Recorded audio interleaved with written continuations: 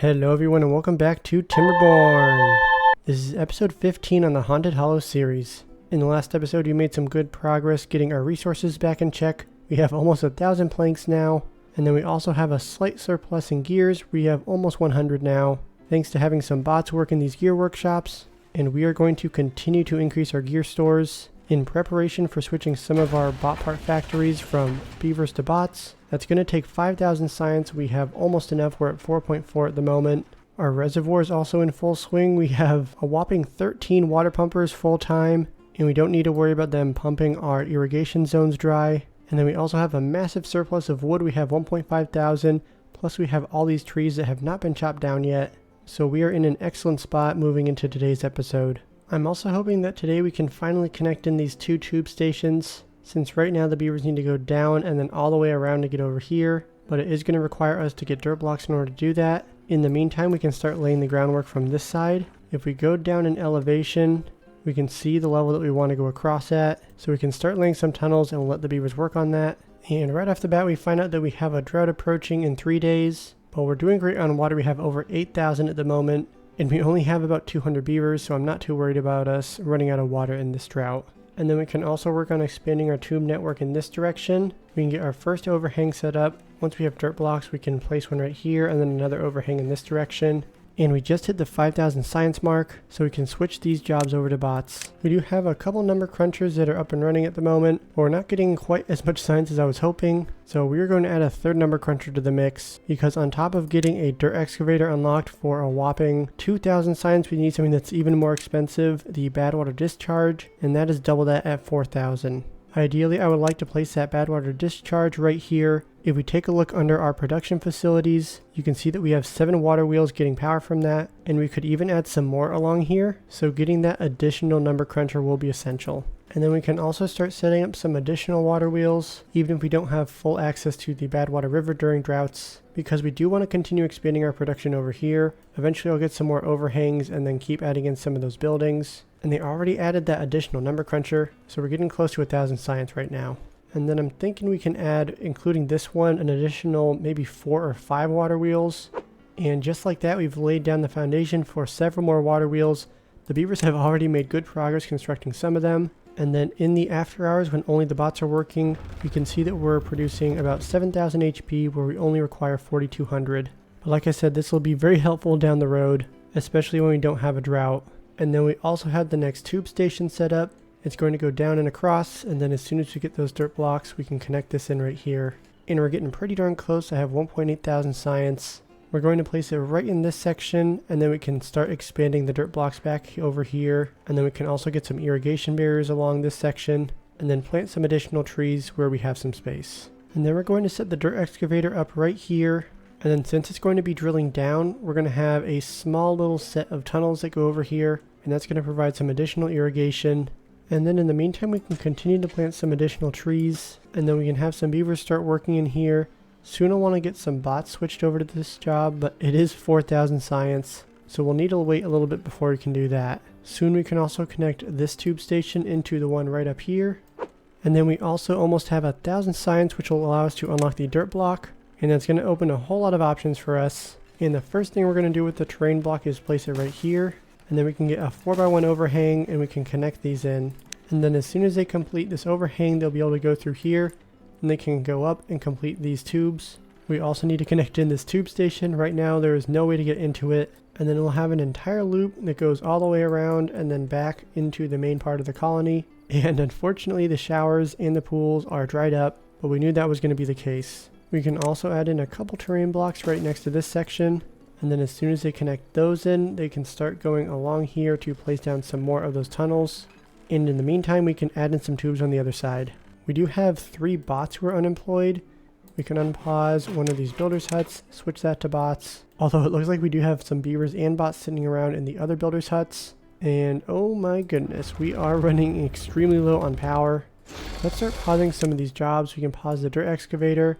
We can pause one of the number crunchers for now. And then we are maxed out on planks, so we can pause 4 of those lumber mills. And it seems that power is clearly going to be the limiting factor moving forward. So we need to set up some additional engines and then also some additional gravity batteries. Thankfully we're doing great on wood at the moment, so we can afford to get some engines up and running. And then as long as we shift the path over by 1, we can use a dirt block to do that, then we can get a second engine constructed. And then we also have quite a few unemployed beavers, so let's try and get a few large power wheels up and running. And we already had some beavers hop in the power wheels, just need to construct these last 2 power shafts and then we can start adding some more power back to the power grid. It also looks like we have our tubes that are up and running now, so the beavers are already using these tubes immediately. And then we also need to keep adding in one by one more tubeway, because unfortunately the beavers can't reach these except by these tubes. It's not the most efficient way to tunnel, but it's getting us somewhere. Once the drought is over, we can see that the water will go down through here and then into this valley. I'm wondering if we could block off some of the ends and then create a big reservoir / lake. Although if we have bad water that also feeds into here, I'm not going to want to do that. We'll have to see if there's any other bad water sources that lead in this direction. Immediately I'm thinking this one might go over here. It looks like it spills in this direction and over here. But if we just block this one off, then it should only go in this direction. And then that might be enough to make this a water exclusive lake. So we can start working our way up to the top, and then we can place some levees along this section. And we'll need to act fast if we want the beavers to construct this, because we only have 1.8 days left in the drought. Although I'm not going to have it set to levees, instead we're going to have it set to floodgates. And I think that a single high floodgate should do the trick. We can also get a small couple piles set up temporarily, and then we'll have them set to logs and planks, and then make sure they're both prioritized by haulers. In fact, we can move those down here. That way the beavers have access to these immediately. And then we're running at basically 60-70% power, since it looks like all of our gravity batteries are completely depleted now. We have a little over 1 day left in the drought. We have almost made it to the top. We can switch some of these beaver jobs to be bots, although they are just waiting to do something. But I think as soon as they finish the spiral staircase, then they can get these constructed pretty quickly, and then we'll finally be on to the floodgates. And it looks like the water has been pumped out for part of this section. Thankfully, all these trees will only die in about 15 days. But the drought is almost over, so the water will replenish this section. And on the downside, the bad water is also going to come back. But I'm hoping the bots will be able to construct these last pieces in the last day. And we have an army of workers going to get everything completed. And just like that, they finished it. We can bump it all the way up to 1, although I don't think it'll make much of a difference from 0.65. And then we'll see if having the increased flow go in one direction makes any difference. We can also start getting some tubes set up along here, because we have quite the journey that the beavers need to make in order to get to this section. So we can just set some single platforms above the existing path. And then you can see the difference when we add in these paths versus just leaving it out. It goes from red and then it goes all the way to green. So this is going to be a big help for the beavers over here. With the drought finally over, we can start unpausing some of these buildings once again. Ooh, and we actually had the water evaporate from this section. Thankfully the mangroves die in 16 and 17 days. And then it looks like I forgot to add some paths over in this section, but as long as we do that, then we should be able to reach everything. And adding those paths in immediately queued a bunch of beavers to help work on all this. The water has returned and it is slowly starting to increase our gravity batteries. And then we can also start filling in some dirt blocks. Once we place all this down and we get the tunnel constructed going along here, we'll have some increased irrigation, and then we can also start laying down those irrigation barriers along this section. And then since we're doing so great on logs, planks, and metal blocks, we can start adding in another section of the overhangs, which will give us some additional space in order to make some of those production buildings. One of which that I want to focus on is the wood workshop, because we are running pretty low on treated planks, and if we take a look at our efficient mine, we require treated planks in order to make scrap metal.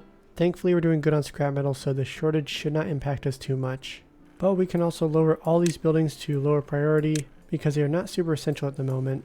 And it seems we actually ran out of bad water. We are up to 180 at this point, but even having these large tanks was not quite enough. We could probably replace this medium tank with another large one, and we might need to add another 1 or 2 bad water pumps as well.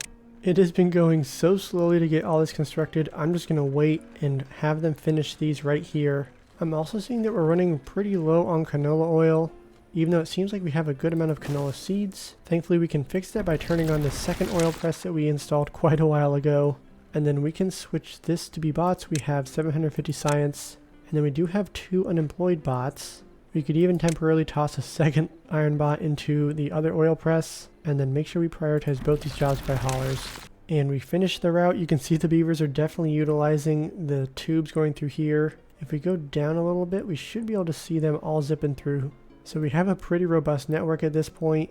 Just about every section of tube is being used on the daily. And then we can also take a look at the Badwater River that we diverted. It seems like having this blocked off is not really making much of a difference, which is excellent. We have all those irrigation barriers blocking it, and then the bad water just flows in this direction.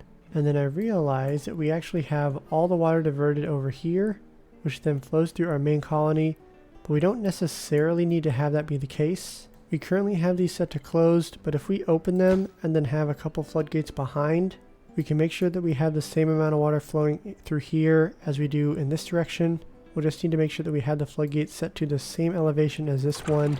This one is set to 0.8, so we can set these ones to 0.8 and then also open these now. We can unsynchronize them and then raise one of them all the way up, leave the other one at 0.8, and now we have one floodgate that goes in each direction, so theoretically we're splitting the flow in half now. Follow where the water goes, you can see it goes all the way down here, and there's actually a bit of elevation drop along in this direction, so this seems like a fun little side quest that we can go on. If we want to do this, I think that the most efficient route would probably be connecting in this tube station and then coming along over here, and then we could maybe overhang and then build some of the dams along the edge. We can start by adding in a bunch of tubes. I think we'll probably get a tube station along the way. This will just help make everything a little bit more connected. And then of course we stranded a beaver, so we can build some stairs to get him over, and then we'll get him back into the colony. Do we get another one trapped? Oh my goodness. I think we can just add in another set of stairs. Looks like they can reach it, and then he should be able to get back as well. And I'm determined to not have any beavers trapped on this overhang. I'm going to let the beavers construct these last few tubes, and then we can add in the tubes going across. And then from now on it's going to have to be just single file. They won't be able to construct any of this out of sequence. They'll just have to go all the way down the tubes and back. So it's going to take quite a while for them to get this far. And then I still need to think about how we want to overhang. We could use some dirt blocks to get us a little bit, and then just use some of the overhang platforms. But if we do that, it's going to be quite a structure going across. Hopping back over to our colony, we can finally get a couple more wood workshops installed. And then we can also take a look if there's any other buildings that we need to work on. Seems like we're doing pretty good on other resources. We do actually have enough science that we can switch this from beavers to bots. And that's going to be helpful and reduce how many injured beavers we have. Although it seems like we only have 3 at the moment, which is not too bad. And then let's see, can we... Oh, we probably can't even reach the tunnels over here. If we go down, I have all the tunnels placed, but they can't actually reach them because we don't have the stair set up. So that should be a quick fix, and then soon we should see this start to fill up with water. We have so much algae. I don't know if we are making enough algae rations, although it seems like we're actually maxed out on those as well. Seems like we have a good amount of raw mushrooms, and then fermented mushrooms are also fine. So we're doing pretty good on food overall. Mangrove fruits we're running a little bit short on, and then corn rations. We also could get some coffee. I thought that I planted some coffee bushes somewhere. Let's take a look around the map. I know we have some. And then this guy, he's actually picked all the coffee beans. We probably don't have the coffee brewery, which we have not unlocked that. We can add in a couple of those, and then make sure we have them prioritized by all the workers. And then of course we'll need somewhere to store all the coffee. We'll probably want to have somewhere that we can store at least some near the beavers. We can remove this barracks. This was intended to be temporary, but it stayed there way longer than I wanted. Now we can get this large vault, and then we have that set to coffee. So we're running pretty low on treated planks now. And then these guys, they don't have the materials close by. We need to add in some temporary storages, or not temporary, but some storages that can supply these guys with enough resources. And just like that, the dirt excavator has been filled up with water. Or not the dirt excavator itself, but the hole that it's been digging. So that's going to give us some good permanent irrigation. And the tunnel that feeds into it is on this side of the sluice. So even during a drought, the water will not be flowing backwards in this direction. And then we've also managed to divert the river over here. We could probably shift those floodgates in this direction as well. And it seems like the beavers are almost done constructing all these tubes, which means very soon we can work on getting the overhang set up and then start damming up this section, and we can get a pretty big lake going on. But we are going to have to wait until the next episode for that. Things are looking pretty good in this series, although I do need to start focusing on getting the monuments constructed. The Flames of Unity is 3,000 science. We don't have quite enough for that. The Tribute to Ingenuity is 12,000 science. and then the earth repopulator is a whopping 20,000.